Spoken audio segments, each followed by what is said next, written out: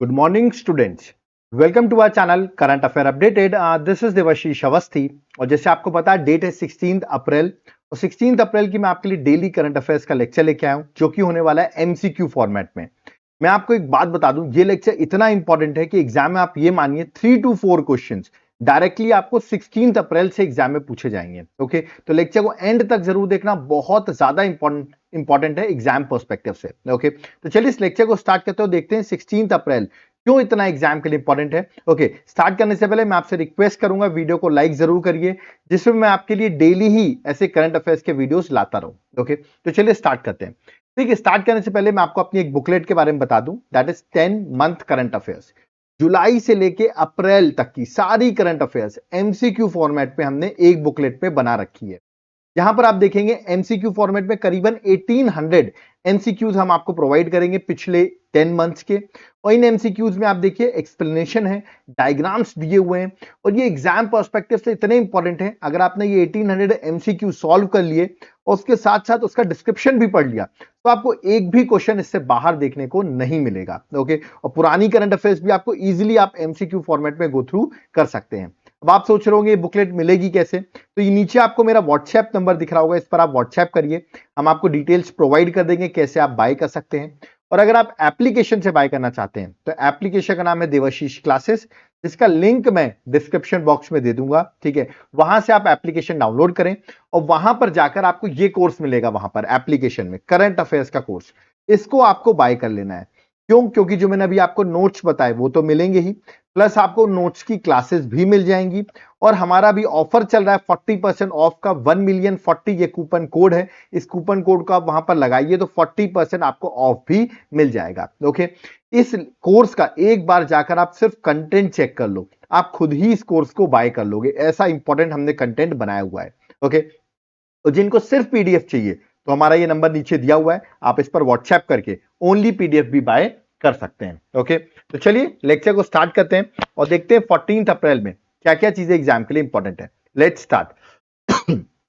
देखिए, सबसे पहला क्वेश्चन है, recently which state government launched Bhu Bharati portal for land record management.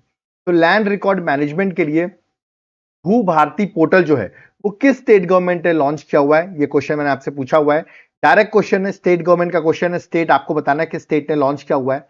मैं हिंट देता हूं, रेवंत रेड्डी जो है वो वहां के सीएम है, तो आई थिंक आप समझ गए होंगे, कांग्रेस गवर्नमेंट है वहां पर।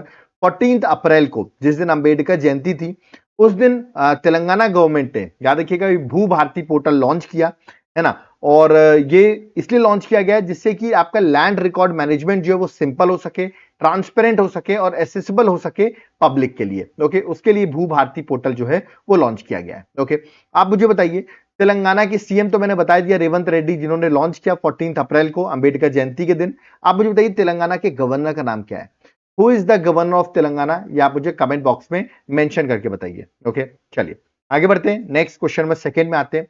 What is the name of the platform launched by QNU labs for the cyber security in April 2025। तो QNU लैब्स ने साइबर सिक्योरिटी के लिए, आपको याद रखना है, एक प्लेटफॉर्म लॉन्च किया। मैंने पूछा उसका नाम क्या है, और एक्चुअली जिस दिन वर्ल्ड क्वांटम डे सेलिब्रेट कर रहे थे, मैं बता दूं वर्ल्ड क्वांटम डे हम 14 अप्रैल को सेलिब्रेट करते हैं, जिस दिन अंबेडकर जयंती थी उसी दिन वर्ल्ड क्वांटम डे सेलिब्रेट करते हैं, और उसी दिन इसको लॉन्च किया गया इस प्लेटफॉर्म को।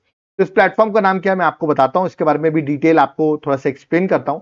देखिए, इस प्लेटफॉर्म का नाम है, यहां पे लिखा हुआ है क्यू शील्ड, याद रखिएगा, तो बी जो है करेक्ट आंसर है, क्यू शील्ड। चलिए मैं आपको इसके बारे में बताता हूं। देखिए, QNU लैब जो है, जो कि स्टार्टअप है जिसको सेलेक्ट किया गया है under national quantum mission by department of science and tech. Science and tech ने नेशनल क्वांटम मिशन के अंदर स्टार्टअप को सेलेक्ट किया है, QNU लैब्स को, ठीक है, जिसने लॉन्च किया है वर्ल्ड का पहला प्लेटफॉर्म जिसका नाम है Q shield on world quantum day 14 अप्रैल को लॉन्च किया फॉर द साइबर सिक्योरिटी। तो ये आपको याद रखना है, एग्जाम पर्सपेक्टिव से इंपॉर्टेंट है, क्यू शील्ड, डायरेक्ट क्वेश्चन आपसे पूछा जाएगा। ओके, चलिए आगे बढ़ते हैं, नेक्स्ट क्वेश्चन में आते हैं। Next question number third, again a very important question, world का फर्स्ट था, ये इंडिया का फर्स्ट है। क्वेश्चन क्या है, विच institution has developed India first automated bat monitoring system. Bat आपने देखा होगा, चमगादड़ जिनको हम बोलते हैं, ये देखिए यहां पर बने हुए चमगादड़, ये बैट मॉनिटरिंग सिस्टम लॉन्च किया, इसका नाम है बैट इकोमॉन, याद रखिएगा। सो बैट इकोमॉन जो है लॉन्च किया, इंडिया का पहला ऑटोमेटेड बैट मॉनिटरिंग सिस्टम। किसने इसको डेवलप किया, ये मैंने आपसे पूछा हुआ है। ऑप्शंस आपके सामने दिए गए हैं। I am directly going to the correct answer, इसमें आपको करेक्ट आंसर याद हो सके, that is Indian Institute for Human Settlements, जो कि बेंगलुरु में है। उसने डेवलप किया है first automated bat monitoring system. Okay, तो चलिए इसके बारे में थोड़ा डिटेल में आपको बताता हूं। ये बैट इकोमॉन, याद रखिएगा इसका नाम है, जो कि बैट इको लोकेशन मॉनिटरिंग, ये इसका फुल फॉर्म है। बैट इको लोकेशन मॉनिटरिंग इसका फुल फॉर्म है। इंडिया का पहला real time automated bat monitoring system है, ठीक है, जिसको डेवलप किया है कदम्बरी देश पांडे ने, उनके साथ साथ वेदांत बर्जे ने, अंडर जगदीश कृष्ण स्वामी। कहां पे डेवलप किया है? Indian institute of human settlement Bengaluru में, ठीक है, केरल बेस्ड ये लोग हैं जिन्होंने इसको डेवलप किया। तो एग्जाम पर्सपेक्टिव से इंपॉर्टेंट है बैट इकोमॉन, इसका फुल फॉर्म भी आपसे पूछ सकते हैं, ठीक है, that is bat echolocation monitoring. Okay, चलिए आगे बढ़ते हैं, नेक्स्ट क्वेश्चन नंबर 4 में आते हैं। Prime minister Narendra Modi lays foundation stone of third unit of Deen Bandhu power plant in which state? देखिए 14 अप्रैल को प्राइम मिनिस्टर विजिट पे थे एक स्टेट के, जहां पर उन्होंने ये दीन बंधु पावर प्लांट जो है उसका थर्ड यूनिट जो है स्टैब्लिश किया, फाउंडेशन स्टोन रखा है। किस स्टेट का है? मैं आपको उस स्टेट के सीएम दिखा देता हूं, आप पहचान जाएंगे। यस, ये हैं सैनी साहब, जो कि सीएम है, याद रखिएगा, हरियाणा के। तो हरियाणा में ये दीन बंधु पावर प्लांट जो है इसका थर्ड यूनिट फाउंडेशन स्टोन रखा है प्राइम मिनिस्टर मोदी ने। Correct answer option number C है, दैट इज हरियाणा। देख सकते हैं पीएम मोदी ने फाउंडेशन स्टोन रखा थर्ड यूनिट का, जो कि 800 मेगावाट का दीन बंधु Chhotu Ram thermal power plant, ये पूरा नाम है इसका, दीन बंधु Chhotu Ram thermal power plant, जो कि यमुनानगर हरियाणा में स्टैब्लिश किया है फाउंडेशन स्टोन 14 अप्रैल 2025 को, जिस दिन अंबेडकर जयंती थी। Again important question for the exam. तो पूछ सकते हैं दीन बंधु Chhotu Ram thermal power plant कहां पर है? तो करेक्ट आंसर होगा हरियाणा। ओके, हरियाणा की सीएम तो मैंने बता ही दिया आपको, सैनी साहब है। ओके, आप मुझे बताइए हरियाणा के गवर्नर कौन है? Who is the governor of Haryana? ये आप मुझे कमेंट बॉक्स में मेंशन करके बताएंगे। ओके, चलिए आगे बढ़ते हैं, क्वेश्चन नंबर 5 में आते हैं। On which date world art day 2025 is celebrated? तो वर्ल्ड आर्ट डे हम कब सेलिब्रेट करते हैं, क्यों सेलिब्रेट करते हैं, किसकी एनिवर्सरी, बर्थ एनिवर्सरी हम सेलिब्रेट कर रहे हैं, ये भी क्वेश्चन इंपॉर्टेंट है। और थीम क्या है इस बार वर्ल्ड आर्ट डे की? तीनों चीजें मैं आपको बताऊंगा। पहले बताइए वर्ल्ड आर्ट डे हम सेलिब्रेट कब करते हैं। देखिए ऑप्शंस दिए गए हैं, इसका करेक्ट आंसर है 15 अप्रैल को। याद रखिए ऑप्शन नंबर डी जो है करेक्ट आंसर है, वर्ल्ड आर्ट डे सेलिब्रेट करते हैं। और ये सेलिब्रेट इसलिए करते हैं, ऑफकोर्स यहां पर हम एक तरीके से जो एनिवर्सरी है, बर्थ एनिवर्सरी है, याद रखिएगा लियोनार्डो दा विंसी, ठीक है, बहुत फेमस, आपको पता होगा इटालियन पेंटर हैं ये। ओके, जिनके एनिवर्सरी पे हम ये वर्ल्ड आर्ट डे जो है वो सेलिब्रेट करते हैं। और इस बार वर्ल्ड आर्ट डे की जो थीम थी वो थी art for unity and healing. याद रखिए art for unity and healing इस बार की थीम थी। ओके, चलिए आगे बढ़ते हैं, नेक्स्ट क्वेश्चन में आते हैं, that is question number 6। Himachal day is annually celebrated on which date? देखिए हिमाचल डे हम सेलिब्रेट क्यों कर रहे हैं, ये मैंने आपसे पूछा हुआ है, ठीक है। पहले आपको पता होगा हिमाचल प्रदेश जो है पहले यूनियन टेरिटरी था, फिर आगे चल के स्टेट बनता है, ठीक है। तो इसका करेक्ट आंसर बताता हूं, फिर मैं आपको इस दोनों के बारे में बताऊंगा कि यूनियन टेरिटरी कब था, स्टेट कब बना। देखिए इसका करेक्ट आंसर आपको बताना है, ऑप्शंस आपके सामने दिए गए हैं। इसका करेक्ट आंसर है 15 अप्रैल को हम हिमाचल डे सेलिब्रेट करते हैं। अब आप सोचोगे 15 अप्रैल को क्यों सेलिब्रेट कर रहे हैं, तो चलिए मैं आपको बता देता हूं। Himachal Pradesh was formed as a union territory on 15 April 1948, मतलब वो यूनियन टेरिटरी की तरह फॉर्म हुआ था 15 अप्रैल 1948 को। इसीलिए याद रखिएगा ये एस्टैब्लिशमेंट है Himachal Pradesh as a province in post independence, तो यूनियन टेरिटरी बना था 15 अप्रैल 1948 को, इसलिए 15 अप्रैल को हम हिमाचल डे सेलिब्रेट करते हैं। एक्चुअली फिर उसके बाद उसको स्टेटहुड का स्टेटस दिया गया 25 जनवरी 1971 में, जिसके बाद हिमाचल प्रदेश हमारा 18th स्टेट बना देश का, याद रखिए 18th स्टेट बना, जिसकी कैपिटल शिमला है। और एट प्रेजेंट जो सीएम है वो है सुखविंदर सिंह सुक्खू। ओके, आप मुझे बताइए हिमाचल प्रदेश के गवर्नर कौन है, who is the governor of Himachal Pradesh, comment box में मेंशन करिए, ठीक है। तो 25 जनवरी को स्टेट बना है 1971 में, बट 15 अप्रैल को यूनियन टेरिटरी बना था, एक तरीके से प्रोविंस बना था पोस्ट इंडिपेंडेंस के बाद, इसलिए हम 15 अप्रैल को हिमाचल डे सेलिब्रेट करते हैं। ओके, चलिए आगे बढ़ते हैं, next question number 7। Who won the title of Monte Carlo Masters 2025? ये एक टेनिस का टूर्नामेंट है, ठीक है, that is Monte Carlo masters 2025। आपको ऑप्शंस दिए गए हैं, आपको करेक्ट आंसर बताना है, ठीक है, कि किसने जीता है। मैं इमेज आपको दिखा देता हूं, शायद आप देख के ही पहचान गए होंगे। स्पेन के हैं ये पर्सन, इनका नाम है कार्लोस अल्करास, याद रखिएगा।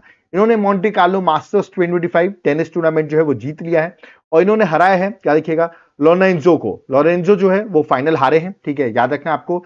देख सकते हैं इटली के हैं ये लोरेंजो, जिनको फाइनल हराया है, और स्पेन के टेनिस स्टार कार्लोस अल्काराज ने इस टूर्नामेंट को जीत लिया है, ठीक है। तो ये आपको एग्जाम पर्सपेक्टिव से याद रखना है। चलिए आगे बढ़ते हैं, question number 8, what is the mascot of 7th edition of Khelo India youth games 2025 to be held in Bihar. आपको पता होगा बिहार में खेलो इंडिया यूथ गेम्स 2025 होने वाले हैं, जो कि मई में होगा, मई 2025 में होंगे, ठीक है। तो इसका मैस्कॉट जो है वो रिलीज किया गया। मैंने आपसे पूछा मैस्कॉट क्या है, आपको इमेज दिखाता हूं, शायद आप पहचान जाएंगे। ये है आपका मैस्कॉट।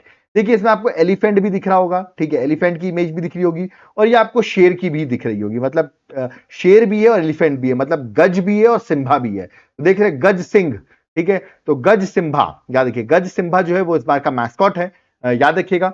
और गज सिम्भा एक तरीके से अभी मैंने बताया आपको एलिफेंट और लायन दोनों का ही एक कॉम्बिनेशन है, जो कि मैस्कॉट बनाया गया है। 4 मई से लेके 15 मई तक 7th edition of Khelo India Khelo India youth games जो है वो बिहार में ऑर्गेनाइज किए जाएंगे, ओके। और देख सकते हैं पटना, गया, राजगीर, बेगूसराय और भागलपुर, ये 5 सिटीज में ये इवेंट होने वाले हैं। और गज सिम्बा इसलिए भी रखा गया, आप देखिए जो नालंदा और बोध गया में आप देखेंगे तो पाला पीरियड के जो टेम्पल्स हैं नालंदा और बोध गया में, वहां पर आपको ये क्रिएचर देखने को मिलेगा एलिफेंट और लायन का, जिसकी वजह से इसको मैस्कॉट बनाया गया गज सिम्बा को, ओके। चलिए आगे बढ़ते हैं, क्वेश्चन नंबर 9 में आते हैं। Who will inaugurate Jagannath temple in Digha. तो दीघा में जगन्नाथ टेम्पल कौन इनॉग्रेट करने वाला है, मैं आपको बता दूं 30 अप्रैल को ये इनॉग्रेशन होने वाला है। 30 अप्रैल 2025 को कौन इनॉग्रेट करने वाला है। देखिए दीघा कहां पर है, ये है आपका वेस्ट बंगाल में, ठीक है, कोस्टल टाउन है वेस्ट बंगाल में, और इसको इनॉग्रेट करेंगी ममता बनर्जी, याद रखिएगा। ममता बनर्जी जो आपको पता होगा एट प्रेजेंट सीएम है वेस्ट बंगाल की, ओके। वेस्ट बंगाल में अभी किस तरह टेंशन चल रही हैं, ठीक है। तो ममता बनर्जी जो है वो इसको इनॉग्रेट करने वाली है। जल्दी से आप बताइए, देखिए वेस्ट बंगाल वैसे भी न्यूज में है, आप मुझे वेस्ट बंगाल के गवर्नर का नाम, who is the governor of West Bengal, या आप मुझे कमेंट बॉक्स में मेंशन करके बताइए, ठीक है। तो ममता बनर्जी 30 अप्रैल को इसको इनॉग्रेट करने वाली है, याद रखिएगा जगन्नाथ धाम टेम्पल इन दीघा, जो कि एक फेमस कोस्टल टाउन में सिचुएटेड है, okay. Next question number 10, who recently secured a decisive victory in Ecuador presidential election. मतलब इक्वाडोर के नए प्रेसिडेंट इलेक्ट हो गए हैं। देखिए ये आपकी इक्वाडोर है, मैं आपको बता दूं कंट्री जो है साउथ अमेरिका में, आप देखेंगे आपको इक्वाडोर कंट्री दिख जाएगी, ठीक है। इसके प्रेसिडेंट बने हैं, तो उनका नाम क्या है जिन्होंने इलेक्शन जीता है, ये क्वेश्चन मैंने आपसे पूछा है। सबसे पहले तो आप मुझे बताइए जो इक्वाडोर है इसकी कैपिटल क्या है। What is the capital of Ecuador, मैंने आपको हिंट दे दिया है, साउथ अमेरिका में। देखिए इसकी लोकेशन मैंने आपको बता दी है, ठीक है, पैसिफिक ओशन को टच भी कर रहा है। और जो जीते हैं इलेक्शन वो है ये पर्सन, उनकी इमेज यहां पर बनी हुई है। इनका नाम है, याद रखिए डैनियल नोबा, याद रखिए डैनियल नोबा जो है उनका नाम है, that is option number C जो है करेक्ट आंसर है। करीबन 56% वोट जो है वो इनको मिला है, उनको सेकेंड टर्म मिला है डैनियल नोबा को, याद रखिएगा इक्वाडोर के प्रेसिडेंट बनने का। चलिए आगे बढ़ते हैं, क्वेश्चन में 11th में आते हैं।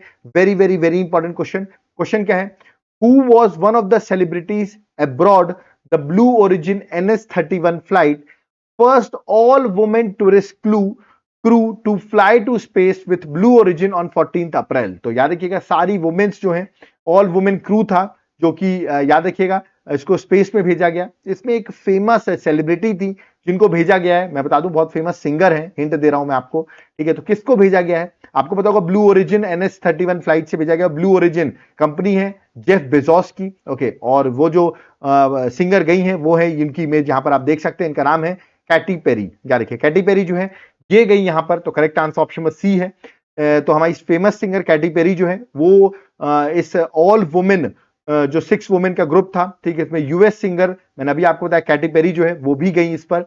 और ये जो अमेज़न के फाउंडर है जेफ बेजोस, उन्हीं का ये याद रखिएगा ब्लू ओरिजिन जो है उनकी कंपनी है।